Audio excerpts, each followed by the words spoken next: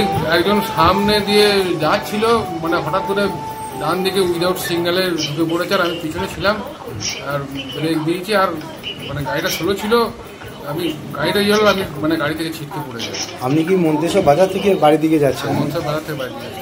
আচ্ছা, আর যে ব্যক্তি দাঁড়িয়ে ছিল সে কোনখানে দাঁড়িয়ে ছিল? সে যেতে যেতে হঠাৎ করে উইদাউট সিগন্যালে ডান দিকে ঢুকে পড়ে যায়। মন্তেশ্বর কোন জায়গা হয়েছে? আপনাকে দেখে আমাকে হসপিটাল নিয়ে এলো নাকি? হ্যাঁ, আমি পড়ে গিয়ে উঠে পড়লাম, দিয়ে আমার বন্ধু বান্ধব সব ছিল লোকালে, ছুটে এসে যার লোক ছিল সাধারণ লোক তারা এসে হাসপাতালে নিয়ে এলো। আপনাকে এখন বর্ধমান পাঠাচ্ছে তো নাকি? হ্যাঁ, এই হাতটাই ইয়ে হয়েছে।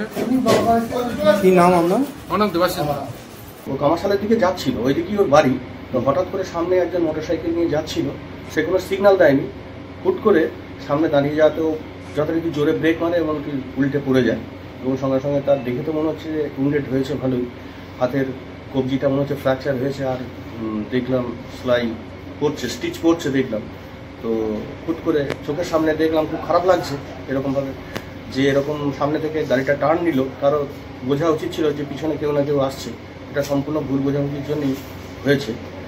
আশা করি ওর ঘটনাটা ওটা ঠিক কামারশাল নয়, ওটা হচ্ছে আমাদের আগুনপুকুরের মোড়ে যে শনি মন্দিরটা আছে, শনি মন্দিরের ঠিক আগে যে রবিদার প্যান্ডেল আছে, প্যান্ডেলের ঠিক দোকানের সামনেটা। যে সিগন্যাল দেয় না তাকে কি ধরা পড়েছে?